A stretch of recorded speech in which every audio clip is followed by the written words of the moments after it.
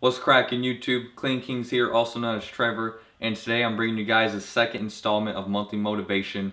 Now the title does say 1.5. The reason for that is because I wanted to separately talk about this topic versus throwing it into tomorrow's episode, which is actually going to be episode 2 called Motivate Yourself. This episode's choice of topic is called Taking Responsibility. Let's get right into it.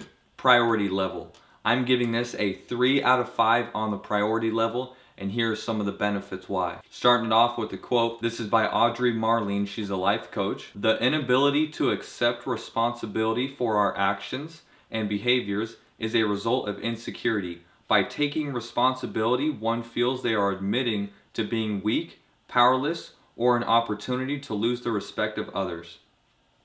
I'm going to point out my favorite part in that quote. By taking responsibility, one feels they are admitting to being weak or powerless. A lot of things I can relate in this world, especially in my life, to that quote. I'm not going to say much more about that. Next quote is we got by Dr. Phil, world famous author. When you choose your behavior, you choose your consequences. 100%, I could not agree more.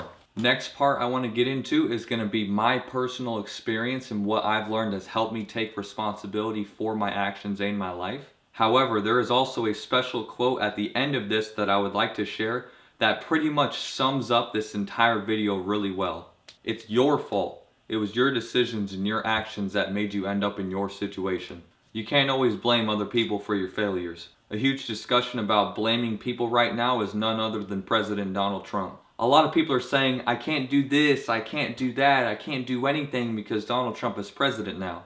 Nah. You can't do those things because you're choosing not to do them. Blaming other people for your problems helps you avoid the truth. And quite frankly, in the 21st century, a lot of people like the truth to be watered down. I know you people have seen those memes if you roam the internet, and it is very true. Here's a book I just started reading, The 7 Habits of Highly Effective People. I would strongly recommend it.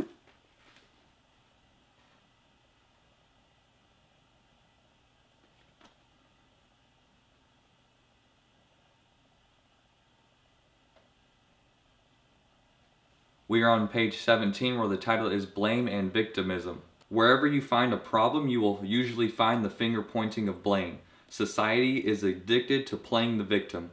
If only my boss wasn't such a controlling idiot. If only I hadn't been so poor. If only I lived in a better place. If only my kids weren't so rebellious. If only the other department didn't mess up my orders all the time. If only our people weren't so lazy and without drive. If only my wife was more understanding.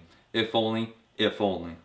Blaming everyone and everything else for our problems and challenges may be the norm and may provide temporary relief from the pain, but it also chains us to these very problems.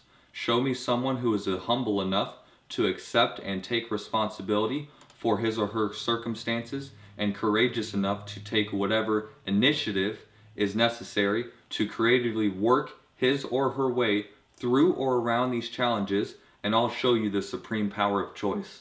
That quote speaks on so many different levels, and the main point that I took out of it was people a lot of times are complain. They don't understand why something is happening. Cause and effect scenario. They look at the effect and they don't look at the cause, and they just blame the effect. They don't think twice about it. Stay tuned for tomorrow's video. It's going to be episode number 2, and it's titled Motivate Yourself, and it's going to be a big episode, I promise you that. Thank you for watching today's episode. I will see you on the next monthly motivation. Peace.